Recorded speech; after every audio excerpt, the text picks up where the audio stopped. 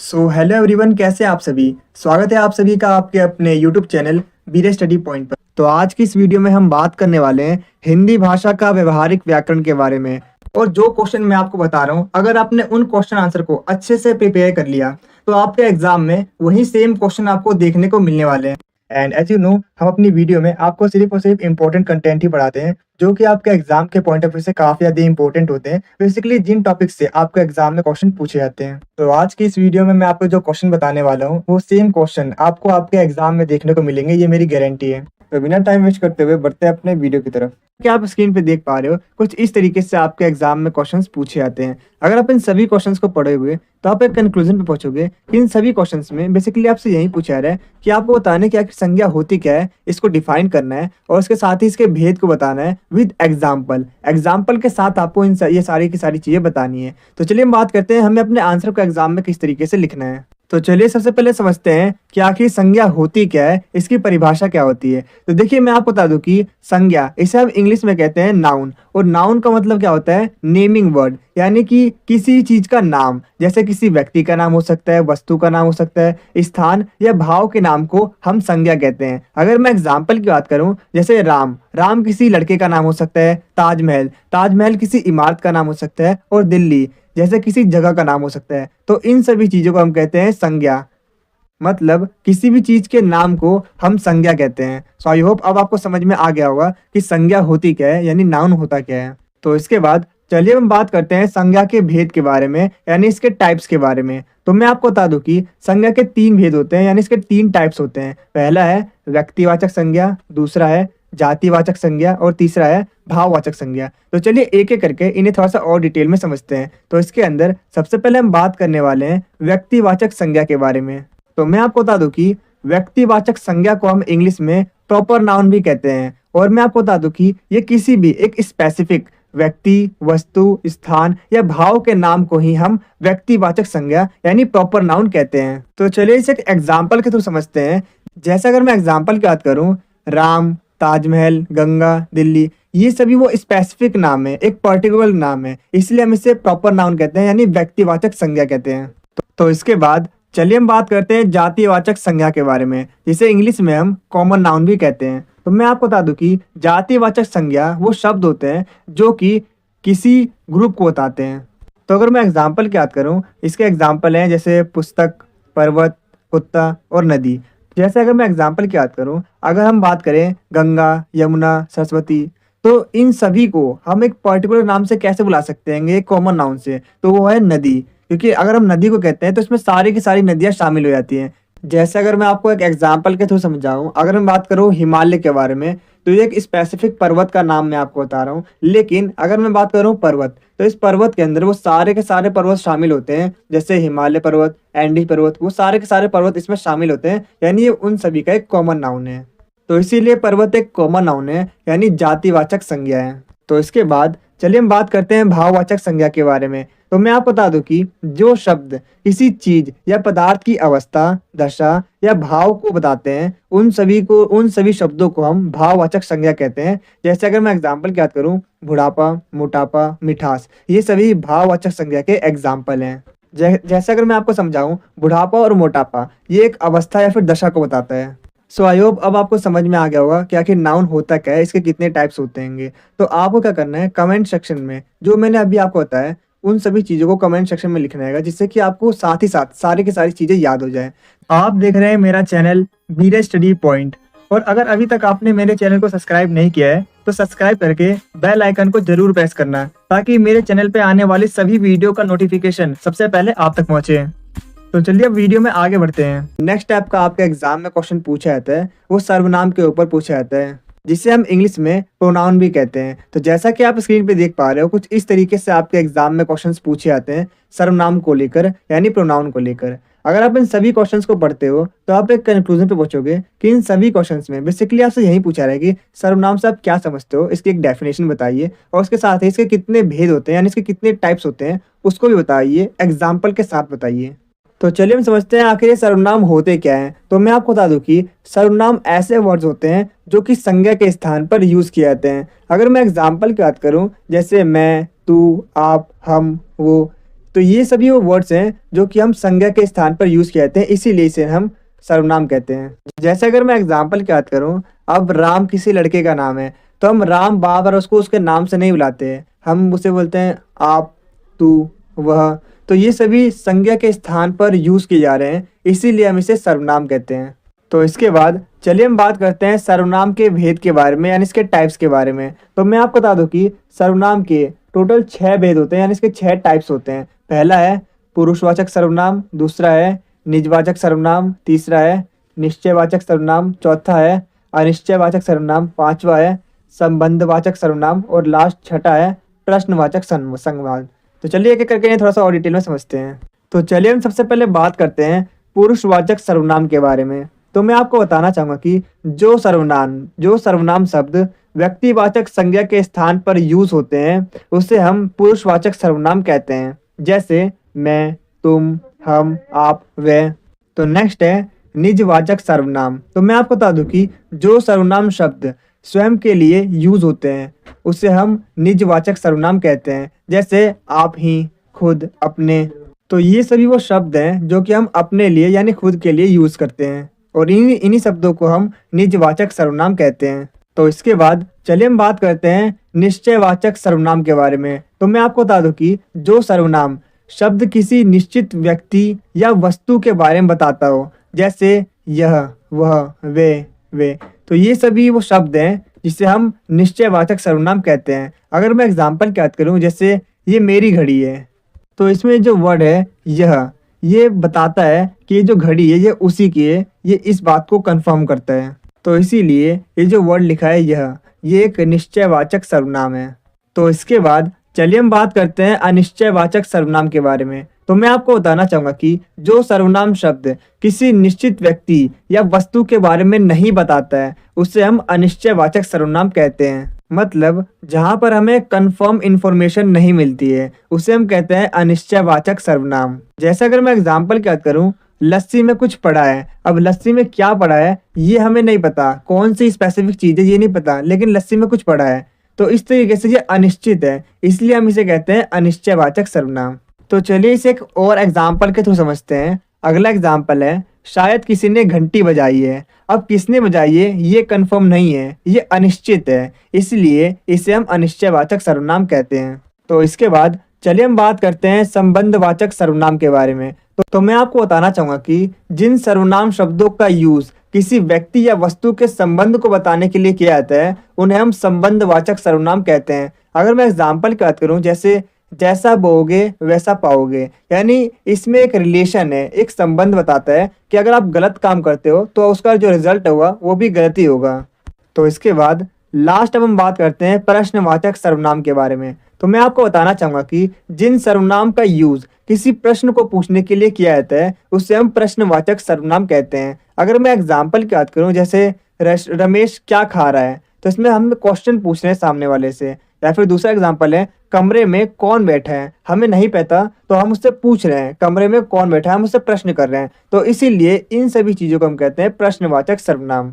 जैसा कि आप स्क्रीन पे देख पा रहे हो, कुछ इस तरीके से आपके एग्जाम में क्वेश्चंस पूछे जाते हैं। अगर आप इन सभी क्वेश्चंस को पढ़ते हो तो आप एक कंक्लूजन पे पहुंचोगे कि इन सभी क्वेश्चंस में बेसिकली आपसे यही पूछा जा रहा है कि उपसर्ग और प्रत्यय के बीच क्या डिफरेंस है, इसे बताइए। और इसके अलावा कभी कभी आपके एग्जाम में कुछ पर्टिकुलर वर्ड दिए जाते हैं आपको, जिसमें से आपको प्रत्यय और उपसर्ग को अलग करना होता है कि आखिर उपसर्ग और प्रत्यय के बीच क्या डिफरेंस है, क्या अंतर है, इसे समझते हैं।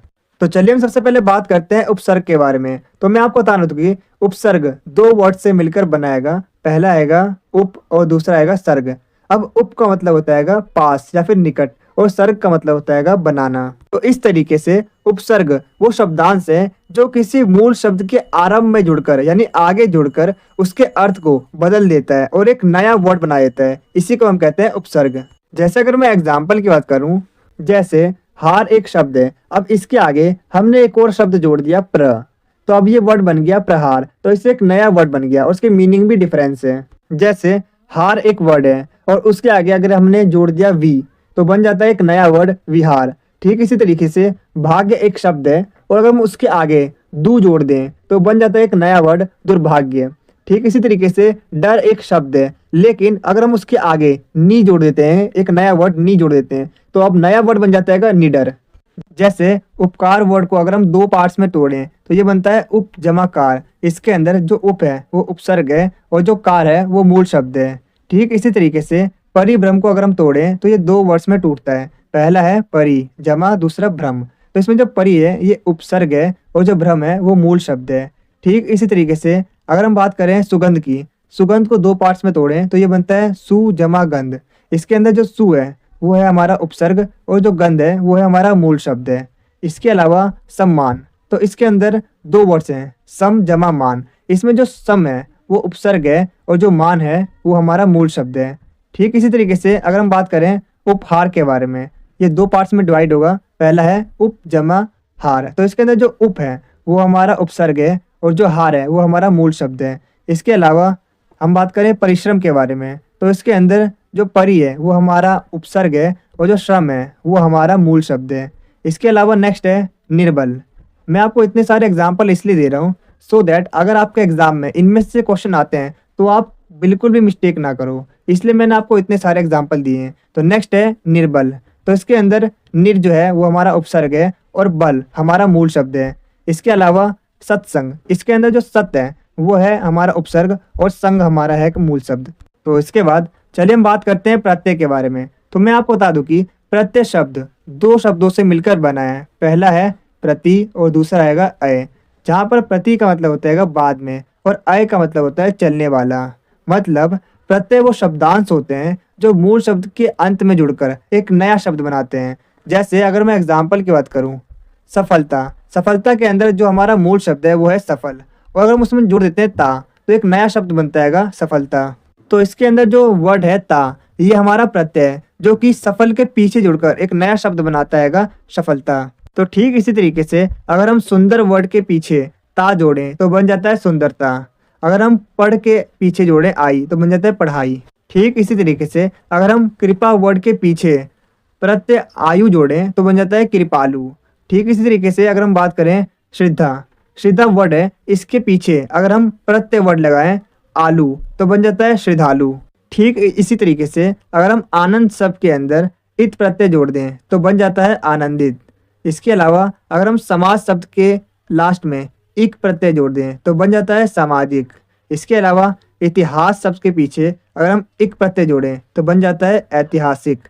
इसके अलावा सुगंध शब्द के पीछे अगर हम इत प्रत्यय जोड़ें तो बन जाता है सुगंधित।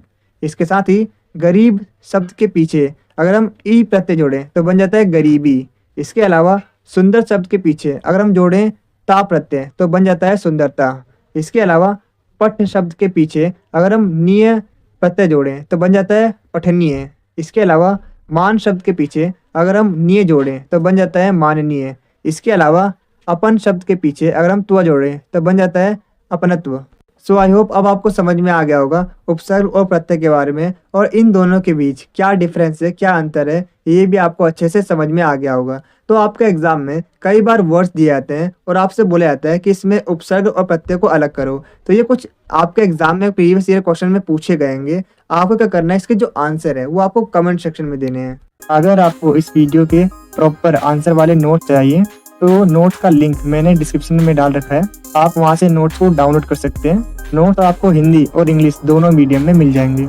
अगर आपको ये वीडियो अच्छी लग रही है तो आप इसे लाइक, शेयर और कमेंट जरूर करें, क्योंकि जब आप लाइक करते हो तो हमें मोटिवेशन मिलता है ऐसी और बहुत सी वीडियोस बनाने के लिए। और जब आप वीडियो को शेयर करते हो तो जैसा कि आपको पता ही होगा, नॉलेज बांटने से बढ़ती है। और जब आप हमारी वीडियो पर कमेंट करते हो तो हमें ये पता चलता है कि हम अपनी वीडियो में और क्या इम्प्रूव कर सकते हैं। और मैं आपको बता दूं कि 5 मिनट की वीडियो को बनाने में काफ़ी मेहनत और 1 से 2 घंटे का समय लगता है। तो आप हमारी वीडियो को लाइक, शेयर और कमेंट जरूर करें, ताकि हम आपके लिए ऐसी ही और वीडियोस को ला सकें। और कमेंट में ये जरूर बताना कि आपको नेक्स्ट वीडियो किस टॉपिक पर चाहिए। तो इसके बाद जो नेक्स्ट टाइप का आपके एग्जाम में क्वेश्चन पूछा जाता है वो समास के ऊपर पूछा जाता है। जैसा कि आप स्क्रीन पे देख पा रहे हो, कुछ इस तरीके से आपके एग्जाम में क्वेश्चन पूछे जाते हैं। अगर आप इन सभी क्वेश्चंस को पढ़ते हो तो आप एक कंक्लूजन पे पहुंचोगे कि इन सभी क्वेश्चंस में बेसिकली यही पूछा जा रहा है कि आखिर आप समाज से क्या समझते हैं, उसको परिभाषित कीजिए और उसके कितने भेद होते हैं, कितने टाइप्स होते हैं, उनको बताइए एग्जाम्पल के साथ। और कभी कभी आपके एग्जाम में क्वेश्चन पूछे जाते हैं जिसमें आपको समस्त पद दिए जाते हैं और आपको क्या करना होता है, आपको उसको विग्रह करके समास के नाम को अलग करना होता है, समास के नाम को बताना होता है कि आखिर उस वर्ड के अंदर कौन सा समास है। तो चलिए सबसे पहले हम बात करते हैं आखिर समास का मतलब क्या होता है। तो मैं आपको बताना चाहूंगा कि जब दो या दो से अधिक शब्द मिलकर एक नया शब्द बनाते हैं और उनके बीच का कारक चिन्ह या विभक्ति लुप्त हो जाती है तो उसे हम समास कहते हैं। जैसे अगर मैं एग्जाम्पल की बात करूं, राजा का पुत्र, तो ये बन जाता है राजपुत्र। तो इसके बाद चलिए हम बात करते हैं समास के भेद के बारे में, यानी इसके टाइप्स के बारे में। तो मैं आपको बता दूं कि समास के 6 टाइप्स होते हैं। पहला है द्वंद्व समास, दूसरा है द्विगु समास, तीसरा है कर्मधारय समास, चौथा है अव्ययी भाव समास, पांचवा है बहुव्रीहि समास और छठा आएगा तत्पुरुष समास। तो चलिए एक एक करके इन्हें थोड़ा सा और डिटेल में समझते हैं। तो इसके अंदर चलिए हम सबसे पहले बात करते हैं द्वंद्व समास के बारे में। तो मैं आपको बताना चाहूंगा कि द्वंद्व समास को पहचानने की एक सिंपल सी ट्रिक है कि आपको इसके अंदर योजक चिन्ह यानी माइनस का चिन्ह देखने को मिलेगा और इसके साथ ही इसमें जो वर्ड्स होंगे वो एक दूसरे के अपोजिट होंगे। जैसे अगर मैं एग्जाम्पल की बात करूं, माता पिता, तो इसके अंदर ये जो दोनों वर्ड्स हैं माता पिता, ये दोनों ही विपरीत हैं यानी अपोजिट वर्ड हैं और इन दोनों वर्ड्स के बीच आपको योजक चिन्ह यानी माइनस का निशान देखने को मिलेगा। इसके अलावा आपके एग्जाम में समास वगैरह के लिए भी क्वेश्चन पूछे जाते हैं। तो अगर आपके एग्जाम में द्वंद्व समास दिया गया है और उसका समास विग्रह पूछा जा रहा है तो आपको माइनस की जगह बस और लिख देना है। जैसे आपको एक समस्त पद दिया गया है माता पिता, तो सबसे पहले हम ये देखेंगे कि इसमें कौन सा समास है। तो जैसा कि मैंने आप सभी को बताया था, अगर आपको अपोजिट वर्ड मिले और बीच में माइनस का निशान हो तो वो द्वंद्व समास होता है। और यहाँ पर हमें साफ दिखाई दे रहा है कि माता और पिता ये दोनों ही अपोजिट वर्ड है और इसके बीच में माइनस का निशान है, यानी कि ये द्वंद्व समास है। तो अगर आपके एग्जाम में माता पिता का समास विग्रह के लिए क्वेश्चन पूछा जाता है तो आपको क्या करना है, बस माइनस की जगह और लिख देना है। तो माता पिता की जगह हो जाएगा समास विग्रह माता और पिता। तो इसका नेक्स्ट एग्जाम्पल है सुख दुख। तो जैसे कि आप देख सकते हो यहाँ पर दोनों ही वर्ड एक दूसरे के अपोजिट हैं, एक दूसरे के विपरीत हैं और उनके बीच में माइनस का निशान है, मतलब ये द्वंद्व समास है। और द्वंद्व समास का अगर हम समास विग्रह करते हैं तो बस माइनस की जगह हम और लिखते हैं। तो सुख दुख का बन जाएगा सुख और दुख। इसी तरीके से जो हमारा अगला एग्जाम्पल है वो है भाई बहन। तो इसमें देखिए दोनों ही अपोजिट वर्ड है और उनके बीच में माइनस का निशान है, मतलब ये हमारा है द्वंद्व समास। अब इसके अंदर हम क्या करते हैं, बीच में बस और लिख देते हैं। तो भाई बहन का हो जाएगा भाई और बहन। तो ठीक इसी तरीके से पाप पुण्य का समास विग्रह हो जाएगा पाप और पुण्य। तो हमारा अगला समास है द्विगु समास। तो द्विगु समास को पहचानने का एक बहुत इजी तरीका है, आपको उस वर्ड के अंदर, उस समास के अंदर, उस समस्त पद के अंदर संख्या देखने को मिलेगी।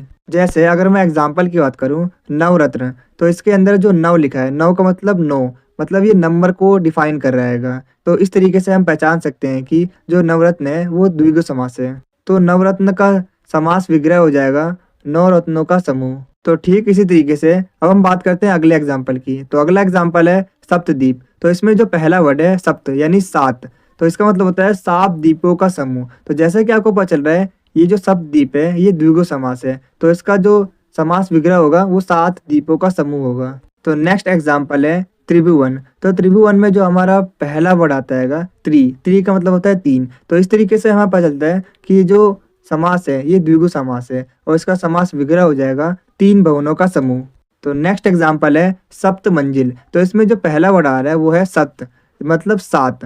तो जैसे कि आप समझ पा रहे हो कि ये भी द्विगु समास है और इसका समास विग्रह हो जाएगा 7 मंजिलों का समूह। तो द्विगु समास की सबसे अच्छी बात यह है कि इसमें आपको संख्या देखने को मिलेगी और आप इसे इजीली आइडेंटिफाई कर पाओगे। तो अगला समास आता है कर्मधारय समास। तो इस समास के अंदर आपको विशेषता देखने को मिलेगी।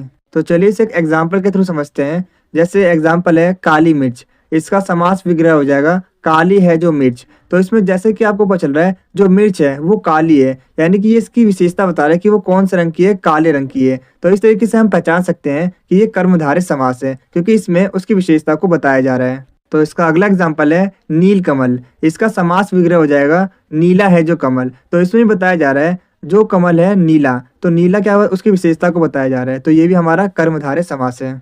तो नेक्स्ट है पीताम्बर, इसका समास विग्रह हो जाएगा पीला है जो अंबर, तो ये भी एक विशेषता बता रहा है, तो ये हमारा कर्मधारय समास है। तो नेक्स्ट एग्जाम्पल है चंद्रमुखी, जिसका समास विग्रह हो जाता है चंद्र के समान मुख वाली, तो ये भी एक विशेषता बता रहेगा, तो इसलिए कर्मधारय समास है। सो आई होप अब आपको समझ में आ गया होगा कि कर्मधारय समास के अंदर आपको बेसिकली विशेषता देखने को मिलेगी। तो हमारा अगला समास आता है अव्ययी भाव समास। तो अव्ययी भाव समास को पहचानने की एक सिंपल ट्रिक है कि इसमें आपको उपसर्ग देखने को मिलेगा, मतलब उपसर्ग वाले शब्द देखने को मिलेंगे। जैसे अगर मैं एग्जाम्पल की बात करूँ, यथार्थ स्थान, तो इसमें जो यथा शब्द है ये एक उपसर्ग है। नेक्स्ट है प्रतिदिन, इसमें जो प्रति है ये भी एक उपसर्ग है। नेक्स्ट है आजीवन, तो इसमें जो आ है, जो आ शब्द है वो है उपसर्ग। और नेक्स्ट है यथार्थ समय, तो इसमें जो यथार्थ है ये हैगा उपसर्ग। तो आपको कहीं पर भी अगर उपसर्ग देखने को मिले तो वो हमारा अव्ययी भाव समास होता है। तो इसके बाद चलिए हम बात करते हैं इसके समास विग्रह के बारे में। तो यथार्थ स्थान का समास विग्रह हो जाएगा स्थान के अनुसार। आजीवन का समास विग्रह हो जाएगा जीवन भर। प्रतिदिन का समास विग्रह हो जाएगा प्रत्येक दिन। और ठीक इसी तरीके से यथार्थ समय का समग्र विग्रह हो जाएगा समय के अनुसार। सो आई होप अब आपको समझ में आ गया होगा कि जहाँ पर भी आपको उपसर्ग वाले शब्द देखने को मिलते हैं तो वो अव्ययी भाव समास होते हैं। तो नेक्स्ट हमारा समास है बहुब्रीहि समास। तो इसके अंदर बेसिकली आपको कुछ तीसरा अर्थ ही देखने को मिलेगा। जैसे अगर मैं एग्जाम्पल की बात करूँ, दशानन, तो दशानन का मतलब होता है 10 मुख है जिसके, मतलब यहाँ पर रावण की बात की जा रही है, मतलब यहाँ पर किसी तीसरे अर्थ की बात की जा रही है, तो यानी ये बहुब्रीहि समास है। और ठीक इसी तरीके से नीलकंठ, इसका मतलब है नीला है जिसका कंठ, मतलब यहाँ पर शिव जी की बात की जा रही है, यानी किसी तीसरे अर्थ की बात की जा रही है, तो ये भी हमारा बहुब्रीहि समास होगा। नेक्स्ट है लंबोदर, मतलब लंबा है जिसका उदर। उदर का मतलब होता है पेट, यानी पेट जिसका है लंबा, तो इसका मतलब है गणेश जी। तो यहाँ पर तीसरे चीज की बात की जा रही है, गणेश जी की बात की जा रही है, मतलब ये बहुब्रीहि समास है। सो आई होप अब आपको समझ में आ गया होगा कि जहाँ पर भी तीसरी मीनिंग निकलती है यानी वो हमारा बहुब्रीहि समास होगा। तो हमारा अगला समास आता है तत्पुरुष समास। तो इसकी ट्रिक ये है कि आपको इस समास के अंदर ने, को, से, के द्वारा, को, के लिए, का, की, के, में, पर, है, अरे, अजी, आए, ये सारे शब्द देखने को मिलेंगे। जैसे अगर मैं एग्जाम्पल की बात करूं, मतदाता, इसका समास विग्रह हो जाएगा मत को देने वाला। तो यहाँ पर जैसा कि आपको वर्ड दिख रहा है को, तो इससे हम पहचान सकते हैं कि ये तत्पुरुष समास है। तो नेक्स्ट एग्जाम्पल है धनहीन, जिसका मतलब है धन से हीन। तो यहाँ पर जो वर्ड है से, इससे हम पहचान सकते हैं कि ये तत्पुरुष समास है।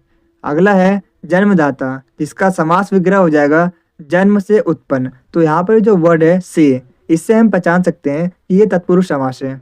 सो आई होप अब आपको समझ में आ गया होगा कि जहाँ पर भी आपको ने, को, से, के द्वारा, के लिए, के, का, की, के, पर, ये सभी वर्ड्स देखने को मिलते हैं, तो ये हमारा तत्पुरुष समास होता है। तो आपकी प्रैक्टिस के लिए मैंने आपके लिए यहाँ पर कुछ प्रीवियस ईयर क्वेश्चंस दिए। आपको क्या करना है, इन सभी क्वेश्चंस को अभी सॉल्व करना है और कमेंट में इसके आंसर देने होंगे, जो कि मैंने अभी आपको समास के बारे में बताएगा, जिससे कि अभी के अभी आपको सारी की सारी चीज़ें याद हो जाएंगी। तो इसके अंदर बेसिकली आपको समास का विग्रह करना है और समास का नाम लिखना है। तो जल्दी से आप सभी वीडियो को पॉज करके इसके सारे के सारे आंसर्स कमेंट सेक्शन में बताइए, क्योंकि आपने अभी समास के बारे में पढ़ा है तो आप इसका आंसर इजीली दे पाओगे और आपको ये लॉन्ग टाइम तक याद रहेगा। तो नेक्स्ट ऐप का आपके एग्जाम में जो क्वेश्चन पूछा जाता है उसमें आपको कुछ अशुद्ध शब्द दिए जाते हैं और आपको उसे शुद्ध शब्द बनाकर लिखना होता है, यानी कि वर्ड्स की मिस्टेक होती हैगी और आपको उसे करेक्ट करके लिखना होता है। तो जैसा कि आप स्क्रीन पे देख पा रहे हो, कुछ इस तरीके से आपके एग्जाम में अशुद्ध शब्द को लेकर क्वेश्चन पूछे जाते हैं। तो चलिए इसके कुछ एग्जाम्पल देखते हैं। जैसे यहाँ पर जो अशुद्ध शब्द लिखा हुआ है वो लिखा हुआ है ज्ञान। तो ज्ञान ऐसे नहीं होता, ज्ञान होता है, कुछ इस तरीके से लिखा जाता है। ठीक इसी तरीके से आहार नहीं होता, आहार होता है। और प्रकृति नहीं, प्रकृति के अंदर छोटी ई की मात्रा होती है, कुछ इस तरीके से इसे लिखा जाता है। और प्रशंसा को कुछ इस तरीके से लिखा जाता है। ठीक इसी तरीके से क्षमा नहीं होता, क्षमा होता है। ब्राह्मण नहीं होता, ब्राह्मण होता है। पिशाच नहीं होता, पिशाच होता है। सुषमा नहीं होता, सुषमा होता है। सो आई होप अब आपको समझ में आ गया होगा कि आपके एग्जाम में कुछ अशुद्ध शब्द दिए होते हैं जिनको आपको करेक्ट करके सही करके लिखना होता है। तो इसके बाद आपके एग्जाम में क्वेश्चन पूछा जाता है, इसमें आपको कुछ इनकरेक्ट वाक्य दिए जाते हैं, सेंटेंसेस दिए जाते हैं जिन्हें आपको करेक्ट करके लिखना होता है। तो तो जैसा कि आप स्क्रीन पे देख पा रहे हो, कुछ इस तरीके से आपके एग्जाम में क्वेश्चंस पूछे जाते हैं। तो इन सभी क्वेश्चंस में बेसिकली आपको अशुद्ध वाक्य दिए जाते हैं और आपको उन्हें शुद्ध बनाकर लिखना होता है। जैसे मैं एग्जाम्पल की बात करूँ, इसमें हमें अशुद्ध वाक्य दिया जाएगा, उसे 1 चाय का कप दे दो। तो इसका जो शुद्ध वाक्य हो जाएगा, उसे 1 कप चाय दे दो। तो कुछ इस तरीके से आपको इस सेंटेंस को सही करके लिखना है, शुद्ध करके लिखना है। तो इसका अगला एग्जाम्पल है, हमें अशुद्ध वाक्य दिया जाएगा, अनेकों तीर्थ यात्री गंगा स्नान के लिए गए। तो इसका जो शुद्ध वाक्य हो जाएगा, वो हो जाएगा अनेक तीर्थ यात्री। अनेकों नहीं होता, अनेक होता है। अनेक तीर्थ यात्री गंगा स्नान के लिए गए। क्योंकि जो अनेक शब्द है वो खुद में ही प्लूरल होता है, तो हम अनेकों नहीं लिखते, अनेक ही लिखते हैं। तो नेक्स्ट एग्जाम्पल है, ताजमहल का सौंदर्यता दर्शनीय होता है। तो देखिए, इसमें जो सौंदर्यता है वो सौंदर्यता नहीं होता, सुंदरता होता है। तो इसका जो शुद्ध वाक्य बनेगा वो बनेगा, ताजमहल की सुंदरता दर्शनीय है। तो अगला एग्जाम्पल है, राम लक्ष्मण और सीता वन जाती है। तो ये अशुद्ध वाक्य है, जबकि यहाँ पर होना चाहिए जाते हैं। तो करेक्ट वर्जन होगा इसका, राम लक्ष्मण और सीता वन जाते हैं। तो इसके अगर आपको इस वीडियो के प्रॉपर आंसर वाले नोट चाहिए तो नोट्स का लिंक मैंने डिस्क्रिप्शन में डाल रखा है, आप वहाँ से नोट्स को डाउनलोड कर सकते हैं। नोट्स आपको हिंदी और इंग्लिश दोनों मीडियम में मिल जाएंगे। अगर आपको ये वीडियो अच्छी लग रही है तो आप इसे लाइक, शेयर और कमेंट जरूर करें, क्योंकि जब आप लाइक करते हो तो हमें मोटिवेशन मिलता है ऐसी और बहुत सी वीडियोस बनाने के लिए। और जब आप वीडियो को शेयर करते हो तो जैसा कि आपको पता ही होगा, नॉलेज बांटने से बढ़ती है। और जब आप हमारी वीडियो पर कमेंट करते हो तो हमें ये पता चलता है कि हम अपनी वीडियो में और क्या इम्प्रूव कर सकते हैं। और मैं आपको बता दूं कि 5 मिनट की वीडियो को बनाने में काफ़ी मेहनत और 1 से 2 घंटे का समय लगता है। तो आप हमारी वीडियो को लाइक, शेयर और कमेंट जरूर करें, ताकि हम आपके लिए ऐसी ही और वीडियोस को ला सकें। और कमेंट में ये जरूर बताना कि आपको नेक्स्ट वीडियो किस टॉपिक पर चाहिए।